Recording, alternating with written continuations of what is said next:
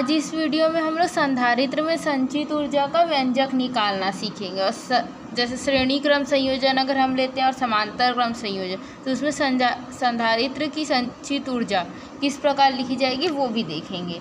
तो सबसे पहले तो हम लोग संधारित्र में संचित ऊर्जा ये होता क्या है ये देख लेते हैं। तो ये क्या होता है, वैद्युत स्थितिज ऊर्जा होती है। अब वैद्युत स्थितिज ऊर्जा क्या होता है, जैसे हमारे पास हर एक संधारित्र है, तो प्रत्येक संधारित्र को अगर हमको आवेश देना है, कुछ आवेश देना है, तो उसके लिए हमको क्या करना पड़ेगा, कुछ कार्य करना पड़ेगा। और ये जो किया गया कार्य होता है वही क्या होता है, उस संधारित्र में वैद्युत स्थितिज ऊर्जा के रूप में संचित हो जाता है।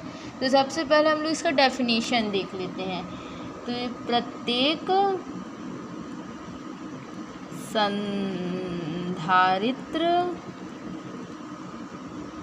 को आवेशित करने में कुछ कार्य किया जाता है। यही कार्य उस संधारित्र में वैद्युत स्थितिज ऊर्जा के रूप में वैद्युत स्थितिज ऊर्जा के रूप में संचित हो जाता है। ये हमारे पास जो है डेफिनेशन हो गया। इसके बाद इसके बाद जो है हम लोग इसका वो निकालते हैं, व्यंजक निकालते हैं। तो हम लोग मान लेते हैं कि हमारे पास क्या है, एक संधारित्र है। तो ये हमारा ऐसा कुछ संधारित्र होगा। मान लो उस संधारित्र के पहली प्लेट पर हम लोग देखते हैं संधारित्र के ऐसे दो प्लेट होते थे। तो मान लो पहले प्लेट पे क्या था, किसी क्षण Q डैश आवेश था, एक Q प्राइम आवेश है किसी क्षण इस संधारित्र की पहली प्लेट में। तो प्रेरण के कारण यहाँ पर क्या होगा, Q माइनस प्राइम आवेश आ जाएगा दूसरे वाली प्लेट पे उसके, यानी कि इस प्लेट पे क्या Q प्राइम आवेश है, तो प्रेरण के कारण दूसरे वाली प्लेट पे माइनस Q प्राइम आवेश आ जाता है। तब जो क्या होगा, इन दोनों प्लेट्स के बीच क्या होगा, विभवांतर उत्पन्न हो जाएगा। जिस विभवांतर को हम लोग क्या है V से डिनोट करेंगे। और विभवांतर को हम लोग लिखते कैसे, V बराबर Q प्राइम बाय C। तो इसको लिख लेते हैं। मान लो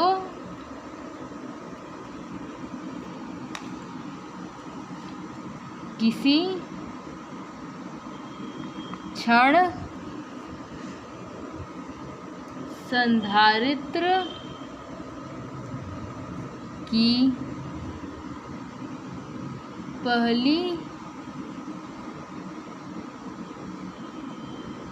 प्लेट पर Q प्राइम आवेश है,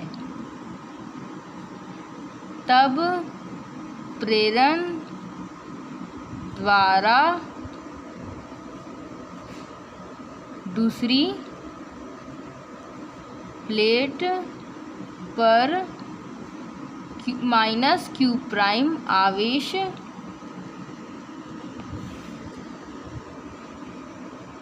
उत्पन्न हो जाता है। और दोनों प्लेट्स के बीच विभवांतर कैसे लिखेंगे, दोनों प्लेटों के मध्य या बीच विभवांतर बराबर, विभवांतर को हम लोग कैसे लिख रहे थे, एक हम लोग धारिता का फॉर्मूला पढ़े थे, C बराबर क्या था, Q बाय V। यहाँ से हम लोग विभवांतर लिख सकते हैं, क्या लिख सकते, V बराबर यहाँ पर हम लोग प्राइम आवेश लेके रखें Q प्राइम, तो ये आ जाएगा Q प्राइम बाय C। तो ये हम लोग विभवांतर को लिख सकते हैं। तो विभवांतर V कैसे लिखेंगे हम लोग, Q प्राइम बाय C। इसको जो हम लोग समीकरण 1 दे देते हैं। और यहाँ C क्या है, संधारित्र की धारिता है, और Q प्राइम वो जो प्लेट में जो आवेश उपस्थित है वो है। अब मान लो क्या करते हैं हम लोग, ये तो हम लोग हो गया। अब इसके बाद किसी क्षण क्या है, स्मॉल आवेश जो है डी क्यू प्राइम दूसरी प्लेट से पहली प्लेट तक स्थानांतरित किया जाता है। यानी कि आवेश का स्थानांतरण हो रहा है कहाँ, दूसरी प्लेट से पहली प्लेट तक के कितने आवेश का, डी क्यू प्राइम का। और डी लिखने का मतलब बहुत स्मॉल आवेश को बता रहा है वो। तब क्या हो जाएगा, जब क्योंकि आवेश का स्थानांतरण हो रहा है और ये हम लोग क्या लिखे, जब आवेशित किया जाता है तो क्या करना पड़ता है, कुछ कार्य करना पड़ता है। तो यहाँ पर कार्य किया जाएगा तो उस कार्य को हम लोग कैसे लिखेंगे ये देखते हैं। तो यहाँ लिखते हैं हम लोग, मान लो किसी क्षण पर अतिरिक्त आवेश डी क्यू प्राइम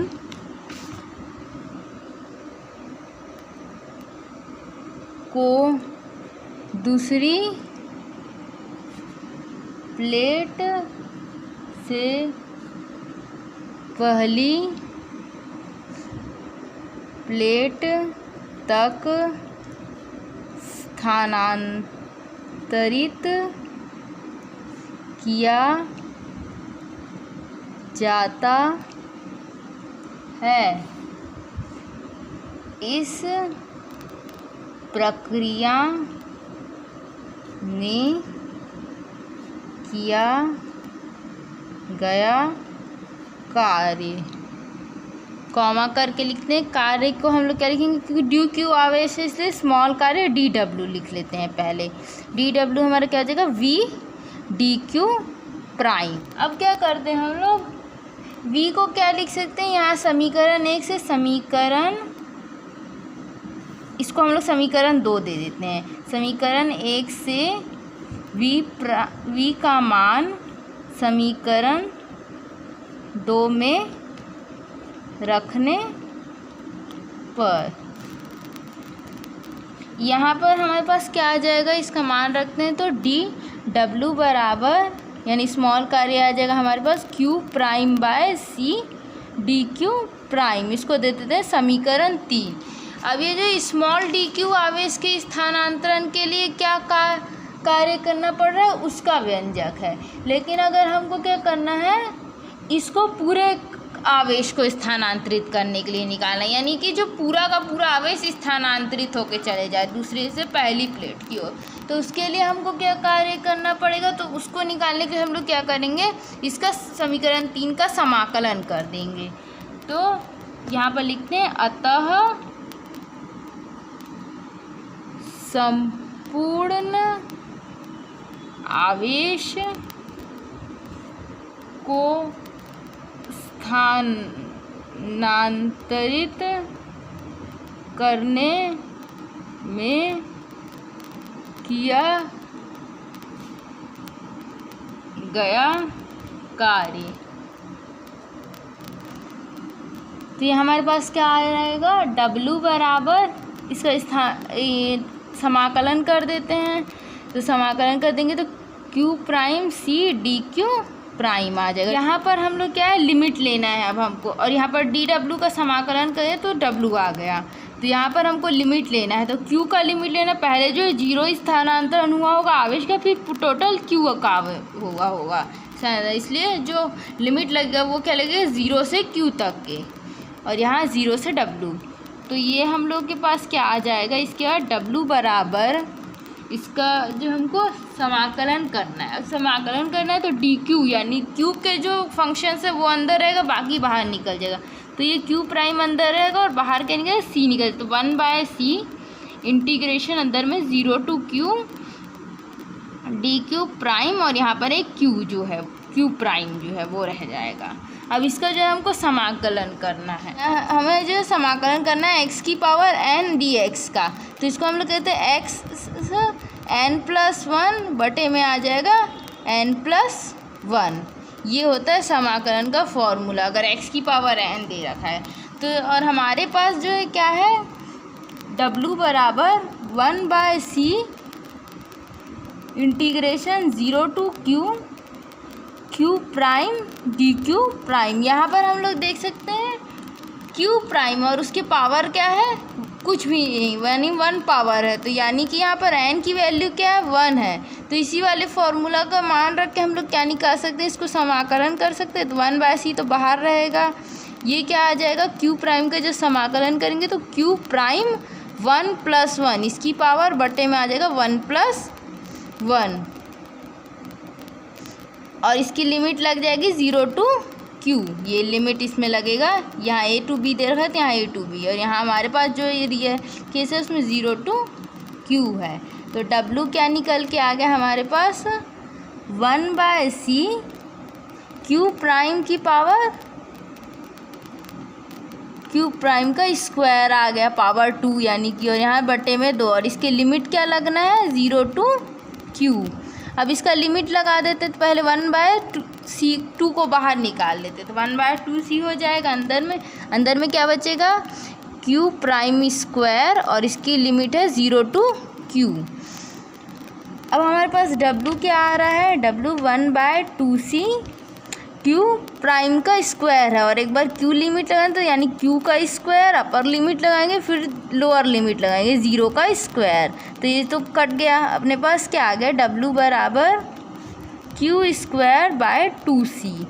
ये जो कार्य है यही क्या होता है, संधारित्र में स्थितिज ऊर्जा के रूप में संचित हो जाता है। तो इसको हम लोग लिख लेते हैं, यही कार्य संधारित्र में वैद्युत स्थितिज ऊर्जा के रूप में चित हो जाता है। और वैद्युत स्थितिज ऊर्जा को हम लोग कैपिटल U से दर्शाते हैं, यानी कैपिटल U बराबर हम लोग क्या लिखते हैं, 1/2 q²/c। ये हो गया, इसको हम लोग समीकरण 4 दे देते हैं। अब इसके अलावा क्या है, ऊर्जा का अन्य रूप भी हो सकता है। यहाँ पर हम लोग देख सकते हैं हमने वैद्युत स्थितिज ऊर्जा को किस रूप में दर्शाया है, q और c के पद में, यानी आवेश और संधारित्र की धारिता के पद में। इसके अलावा हम लोग इसको क्या जो है आवेश और विभवांतर के पद में भी दर्शा सकते हैं। कैसे, तो एक हेडिंग बनाएंगे, ऊर्जा के अन्य रूप, ऊर्जा के व्यंजक के अन्य रूप। तो हम लोग जो एक फॉर्मूला पढ़ रहे हैं c बराबर q/v, तो इस फॉर्मूला का मान समीकरण 4 में रख देते हैं। समीकरण 4 में ये मान रखने पर इसको मान लो अब ये दे देते हैं इक्वेशन 5।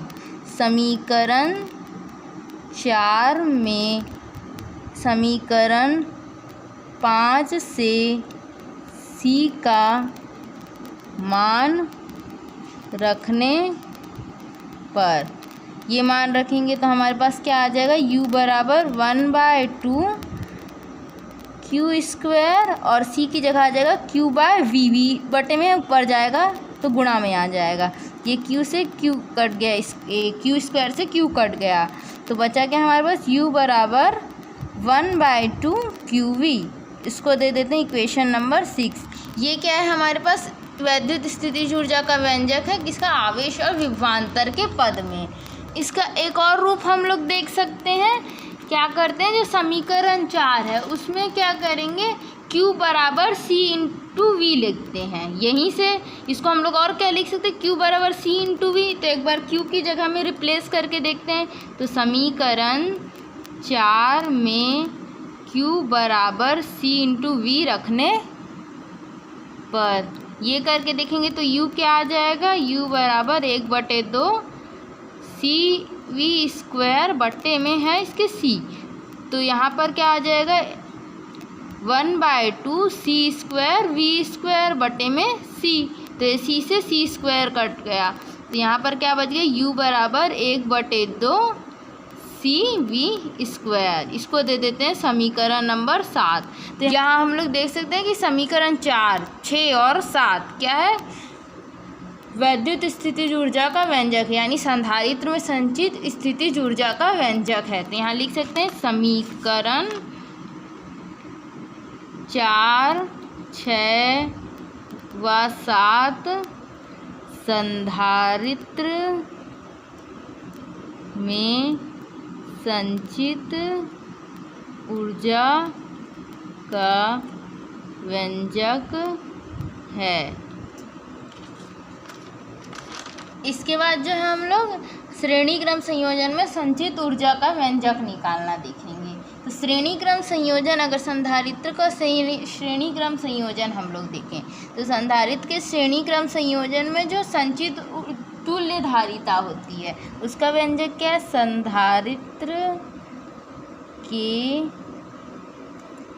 श्रेणी क्रम संयोजन में तुल्य धारिता ये होता है हमारा 1/c बराबर 1/c1 + 1/c2 + 1/c3 and 1/cn, मतलब n नंबर ऑफ संधारित्र। अगर हमारे पास n संख्या में संधारित्र हैं तो ये संधारित्र की तुल्य धारिता होगी। कब? जब हमारे पास संयोजन संधारित्रों का श्रेणी क्रम संयोजन किया गया है। यहाँ जो ये टोटल को दर्शा रहा है, जो C है हमारा और C1 जो है पहले वाले संधारित्र की धारिता, C2 दूसरे संधारित्र की धारिता, उसी प्रकार Cn n नंबर के संधारित्र की धारिता है। अब आगे हम लोग क्या करते हैं, इसी प्रकार जो हम लोगों ने जो अभी तक के सूत्र निकाला, तो समीकरण 4 में उपर्युक्त, इसको हम लोग एक इक्वेशन का नंबर भी दे सकते, उपर्युक्त मान रखने पर, यानी C का जो मान आया वो समीकरण 4 में रख देते हैं हम लोग। तो समीकरण 4 में जब हम C का मान रखें तो हमारे पास क्या आएगा? समीकरण 4 था क्या? U बराबर हमारे पास था Q²/2C, यानी C की जगह हमको ये वाला मान रखना है।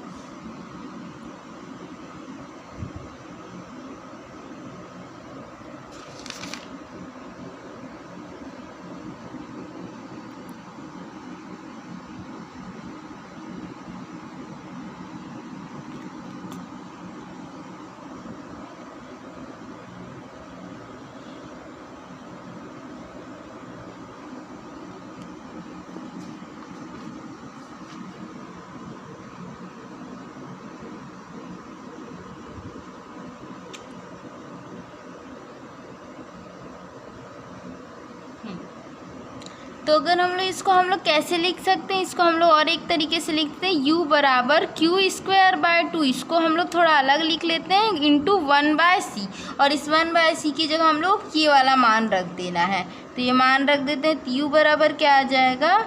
Q²/2, और यहाँ पर आ जाएगा 1/c1 + 1/c2 + 1/cn, ये आ गया। अब हमें क्या करना है, अगर इस Q²/2 को प्रत्येक में गुणा कर दे तो क्या आ जाएगा? U बराबर Q²/2C1 + Q²/2C2 और इसी प्रकार से Q²/2Cn। अब हम लोग क्या देख सकते हैं, ये वाला क्या दर्शा रहा है? Q²/2C1 हमको बता रहा है संधारित्र की, उस संधारित्र की वैद्युत स्थितिज ऊर्जा पहले वाले संधारित्र। अब जो हमारे पास ये है Q²/2C1, ये क्या बता रहे हैं हम लोग? पहले वाले संधारित्र की स्थितिज ऊर्जा, ये दूसरे वाले संधारित्र में संचित जो ऊर्जा होगी ये nवें नंबर के संधारित्र में संचित ऊर्जा को दर्शा रहा है। तो इसी प्रकार हम लोग क्या लिख सकते हैं, या इसको हम लोग क्या लिख सकते हैं, ये तो है ही हमारा व्यंजक। इसके अलावा हम लोग क्या लिखते हैं, U जो आएगा यानी तुल्य संचित ऊर्जा, यानी सारे प्रकार के जितने भी संधारित्रों का संयोजन है उनकी तुल्य जो स्थितिज ऊर्जा निकलेगी या संचित ऊर्जा निकलेगी वो क्या है? U1 + U2 + UN, यानी हर एक संधारित्र में जो संचित ऊर्जा है उनके योग के बराबर होगी। और इसको अलग शब्द में हम लोग कैसे देख सकते हैं, जो किसी संधारित्र में संचित टोटल ऊर्जा होनी चाहिए वो क्या होगी? प्रत्येक संधारित्र में संचित ऊर्जा के बीजगणितीय योग के बराबर होगी। इसको हम लोग दे देते हैं समीकरण नंबर 8। ये दे दिया हम लोग समीकरण नंबर 8। तो ये क्या है, श्रेणी क्रम में संधारित्र में संचित ऊर्जा का व्यंजक बता रहा है। तो इसको लिख लेते हैं, तो यही अभीष्ट व्यंजक है, ये भी और ये दोनों। अब ये अगला हेडिंग डालते हैं, समांतर संयोजन में संचित ऊर्जा। समांतर संयोजन में संचित ऊर्जा यानी कि क्या है हमारे पास, यहाँ संधारित्रों का हमने समांतर क्रम संयोजन करके रखा है। तो समांतर क्रम संयोजन में क्या होता है, संधारित्र के समांतर क्रम संयोजन में जो हमारा तुल्य धारिता होता है, संयोजन में तुल्य धारिता जो हमारी आती है वो आती है C बराबर C1 plus C2 plus C3, इसी प्रकार Cn, यानी हमारे पास अगर n नंबर ऑफ संधारित्र यानी संधारित्र n संख्या में, तो इस प्रकार की सारे संधारित्र की जो धारिता होती है उसको योग कर देते तो तुल्य धारिता निकल जाता है। अब इसको जो है समीकरण हम लोगों के पास क्या आया था, एक व्यंजक आया था u का, u बराबर 1/2 CV स्क्वायर, इस वाले मान में हम लोग इसको रख देते हैं। तो u निकल के हमारे पास आ जाएगा 1/2, c की जगह ये वाला मान आ जाएगा, v स्क्वायर को इधर रख देते हैं तो ये आ जाएगा C1 C2 C3 और इसको ब्रैकेट लगा के लिखते हैं Cn तक के। अब अगर हम लोग 1v²/2 को अंदर गुणा कर देते हैं तो u क्या आ जाएगा, v² C1/2, यहाँ आ जाएगा v² C2/2, v² C3/2 और इसी प्रकार v² Cn/2। और ये हम लोग देख सकते हैं कि अलग अलग संधारित्र में संचित ऊर्जा का व्यंजक है। तो इसको हम लोग कैसे लिख सकते हैं, u बराबर U1 plus U2 plus U3 सो UN, यही अभीष्ट व्यंजक है।